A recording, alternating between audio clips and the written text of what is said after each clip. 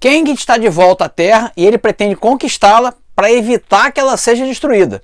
Essa saga chamada Dinastia Kang a gente começa a ver a partir de hoje aqui no canal comigo e com detalhes depois da vinheta.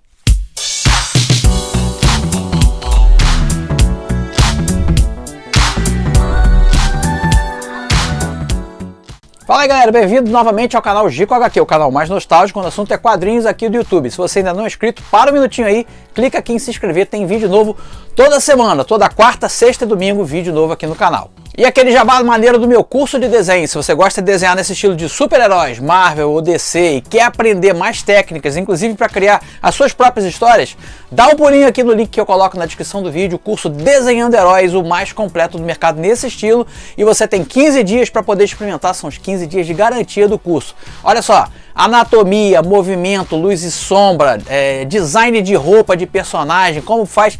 Tudo isso aí com muitos detalhes, super didático, super bem explicadinho, para você que não tem tempo de fazer um curso presencial, para você que está com a vida enrolada, para você que começou a desenhar e parou e quer recomeçar. Cara, dá um pulinho lá, vê só a quantidade de alunos que está satisfeito com o curso, vê o desenho deles lá. Lá no site tem tudo bem explicadinho.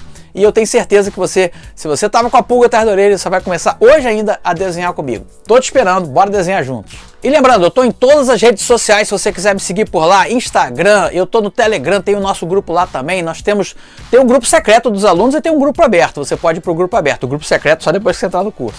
Tem meu e-mail, cara, tá tudo aqui, ó. Dá um pulinho lá, entre em contato, a gente troca uma ideia, valeu? Recados dados, bora falar então da Dinastia Kang. Isso aqui saiu publicado na... Olha só, né, que fase chegamos, hein? Nós já estamos nostálgicos com a Panini. Foi publicado na revista Marvel 2003 da editora Panini, como o nome tá falando, em 2003, então já vai quase 20 anos, galera. Olha só, 20 anos que isso aqui já saiu do Brasil, então já posso considerar parte do Museu dos Quadrinhos. É uma saga que está sendo cogitada, aliás, foi inclusive divulgado como uma das próximas da equipe dos Vingadores no MCU. Então achei interessante a gente trazer e aqui uma experiência inédita no canal.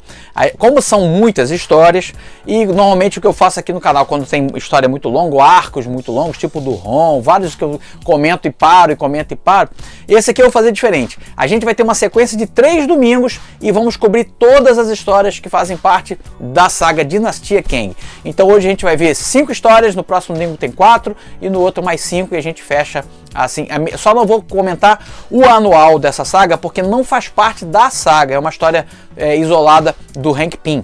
Então para não ficar ainda mais longo, né, porque algumas pessoas não têm paciência de ver tudo, então a gente vai ver só a saga principal, beleza? Então hoje a gente vê a primeira parte, domingo que vem a parte 2, no próximo domingo a parte 3, beleza? Então confere aí os clipes, a história é muito divertida, muito legal e fiquem imaginando que realmente você adaptando para o cinema daria uma ameaça nível Thanos, nível uma parada assim sinistra para os Vingadores, que aliás, enquanto eu gravava aqui os clipes, fiquei pensando, deve ser complicado criar roteiros para Vingadores, né, cara? Porque simplesmente os heróis mais poderosos da Marvel juntos, que tipo de ameaça você vai trazer para esses caras, né, para ser pau a pau com eles, né? Complicado. Vai pensando aí nessa ideia e confere os clipes. No final do vídeo eu tô de volta pra gente conversar um pouquinho. A primeira história de hoje foi publicada em Marvel 2003, número 1, de janeiro de 2003, e traz a história publicada originalmente em Avengers 41 de 2001. Tem texto de Kurt Busiek e a arte de Alan Davis e Mark Farmer. A gente começa com Kang e seu filho Marcus observando aqui a Terra, né, de dentro da base dele, uma base muito legal em forma de espada, né, e tem tudo a ver com a história aqui. O nome da base é a Estação Espacial Damocles, que tem a ver com a lenda da história, né? E aqui eles estão observando a Terra, e lá na Terra a gente vai ver o dia a dia dos Vingadores se desenrolando. Então tem a Warbird, né, a Miss Marvel, que nessa época chamava Warbird, treinando e notando algumas flutuações nos seus poderes.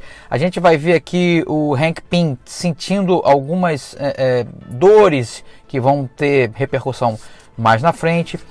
A Wanda e o Simon, que na época namoravam, e ele está dizendo para ela que ele vai ser obrigado a sair dali por causa da profissão dele. Então é o dia a dia dos Vingadores normal. Aqui o Tony Stark mostrando um novo aparelho aqui que consegue identificar os Vingadores em qualquer lugar do mundo, onde eles estão no globo, e com isso facilita nas missões. E há uma equipe dos Vingadores aqui já partindo em missão, uma ameaça na Rússia. Nos Estados Unidos, outra equipe dos Vingadores que está lá relaxando na mansão recebe um alarme, né, um alerta. Eles têm que rapidamente partir para, no caso aqui, a ameaça é no prédio das Nações Unidas, ali na ONU, e tem um sujeito chamado Centurião Escarlate, que é justamente aqui o filho do Kang, e ele veio como se fosse um enviado do Kang, né, para, na verdade, passar uma mensagem, mas da forma ameaçadora com que ele se apresenta, logo os Vingadores começam a combater. Aí o pau canta aqui, meus amigos, na casa de Noca, entre os Vingadores e esse sujeito. E a Warbirds vai identificar esse cara como o Marcos, né? E a gente tem uma história enrolada da Warbirds com o Marcos, que eu não vou resumir aqui, que não dá, mas é uma história complicada. E aí continua aqui, até que ela se distrai, né, nesse combate, quando identifica que ele é o Marcos. O Triatlo consegue ali meio que dar uma quebrada de asa ali para poder os Vingadores continuarem seu ataque. E aí eles são interrompidos pela chegada de Kang. E Kang manda acionar lá a espada, né, a sua estação espacial, que dispara um feixe de energia bem no centro do prédio da ONU. E aí fica aquele impasse, né? Pô, destruiu, matou todo mundo. Os Vingadores ficam assim, estarrecidos, né? Os leitores também. Mas aí a gente vai ver na página seguinte, quando a poeira assenta, que ele não matou as pessoas ali. A espada somente destruiu o prédio e manteve as pessoas vivas. Como se fosse uma pequena mostra de todo o seu poder e o que ele pode fazer. Termina aqui a primeira história.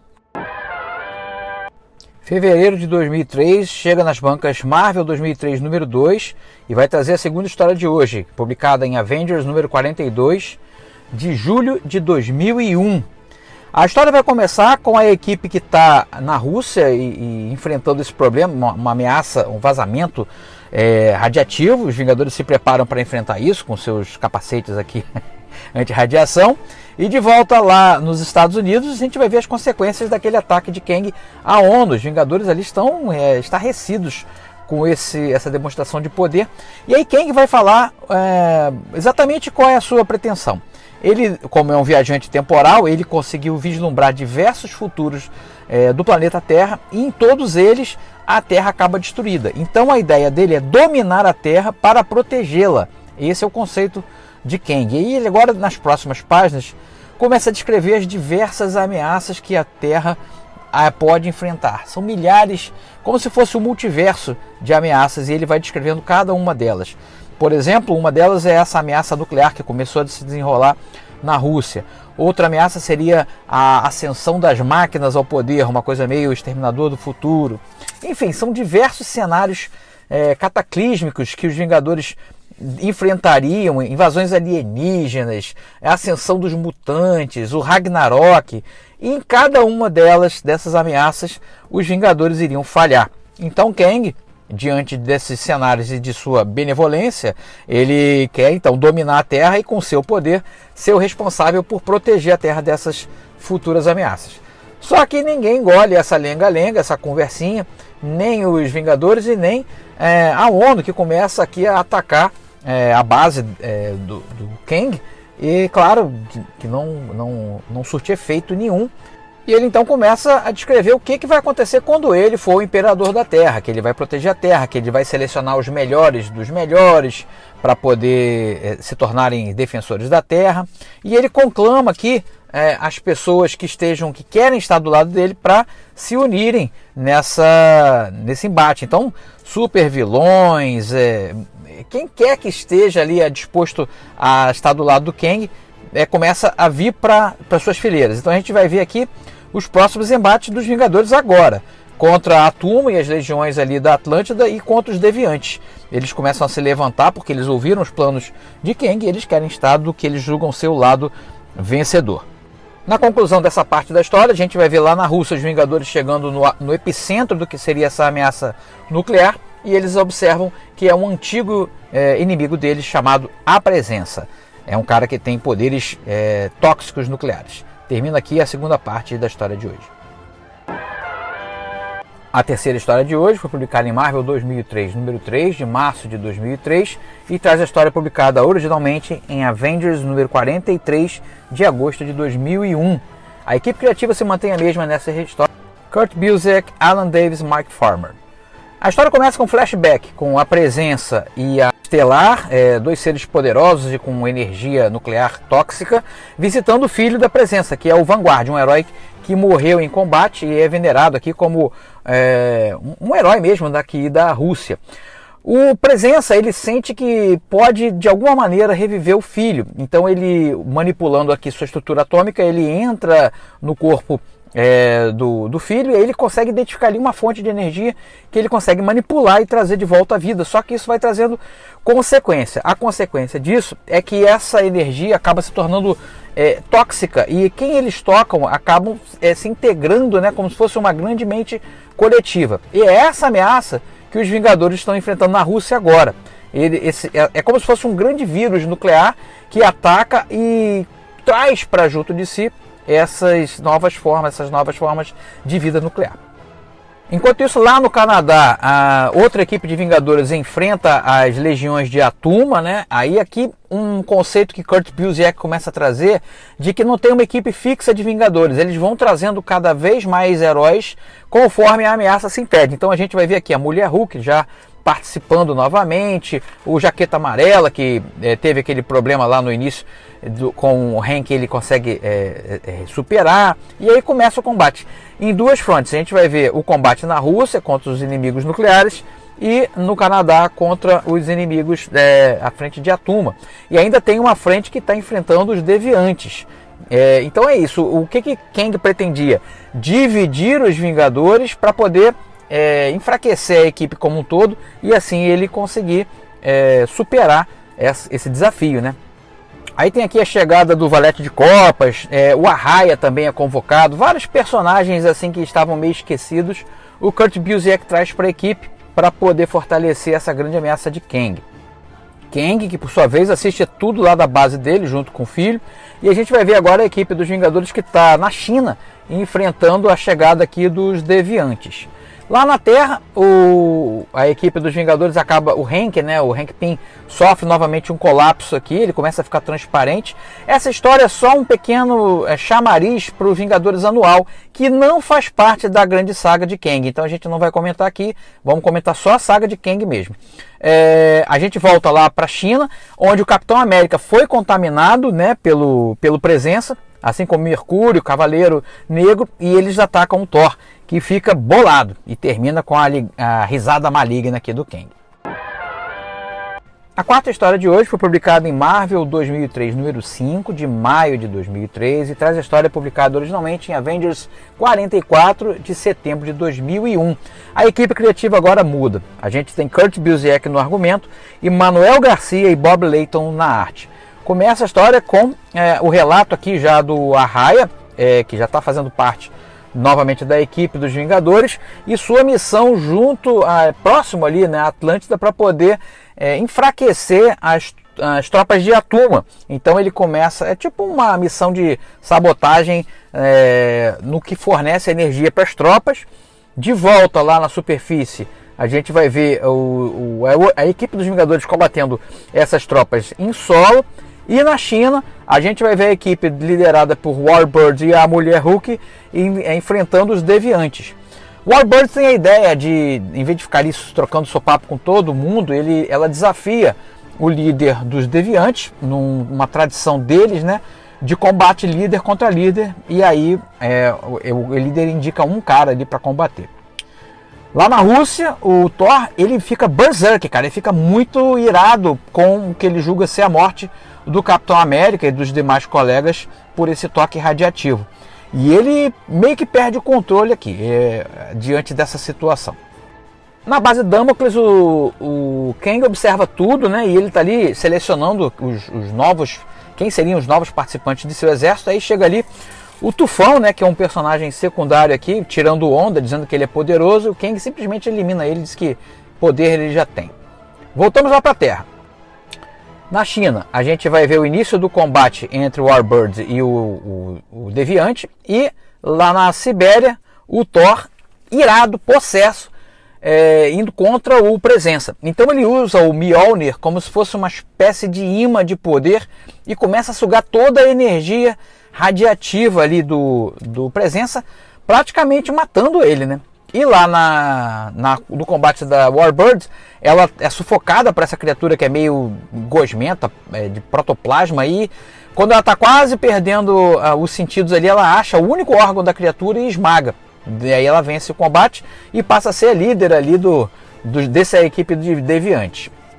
Lá novamente na Sibéria, lá o Thor ele vence o combate, e aí a aliada ali do Presença diz: não mata ele não, que eu vou tentar reverter todo o mal que ele fez. Aí o Thor aceita a barganha, e a gente vê agora que as coisas meio que se acalmam, né?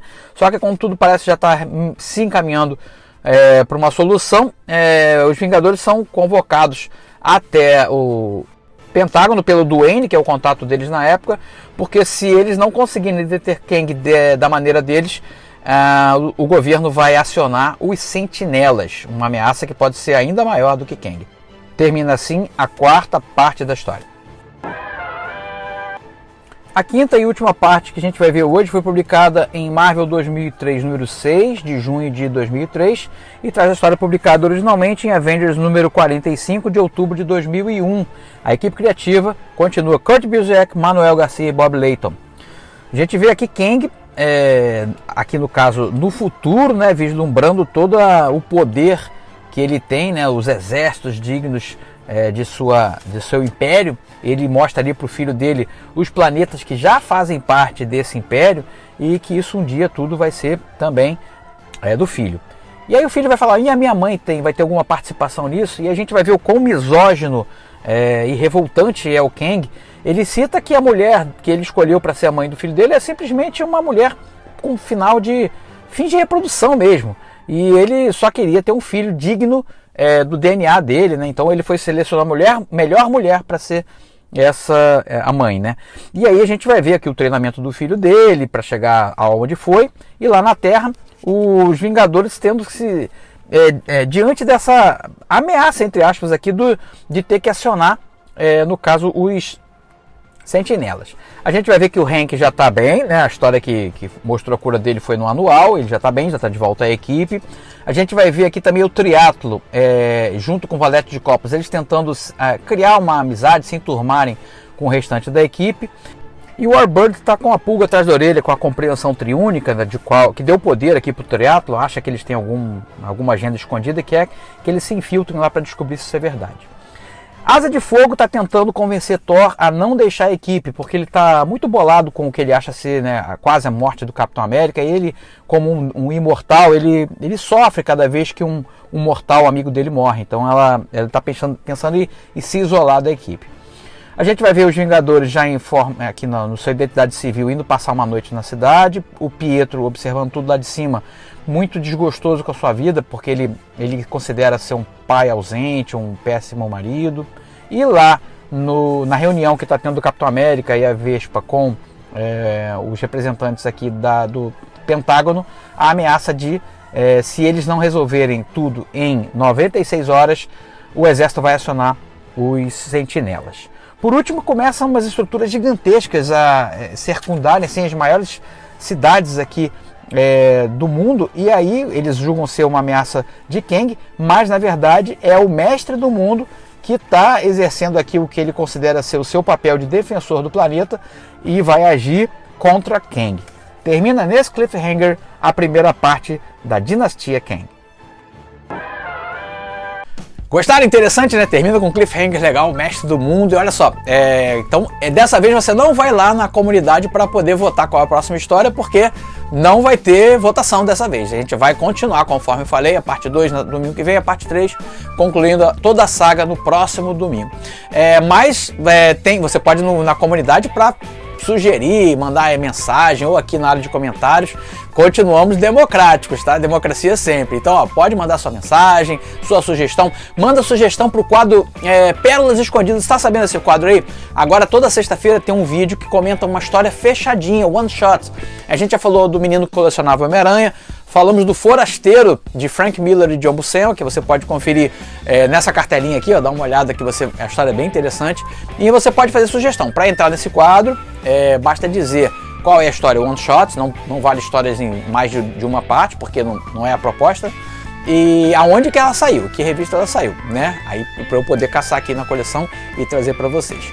E quarta-feira tem o lançamento nostálgico, dessa vez a gente vai falar desse aqui, ó, Abraham Stone, da editora Tundra. É um quadrinho do Joe Kubert, todo em preto e branco, que eu adorei e vou comentar com vocês e folhear sem spoiler esse quadro sem spoiler nessa quarta no lançamento nostálgico. Espero vocês, tá bom? Então a gente se vê aqui na semana que vem aqui no YouTube, e tô todo dia em Instagram para trocar ideia com vocês no direct, no stories, estamos lá para bater um papo, beleza? Fico por aqui, espero que vocês se cuidem por aí. Até a próxima, saúde e paz. Tchau.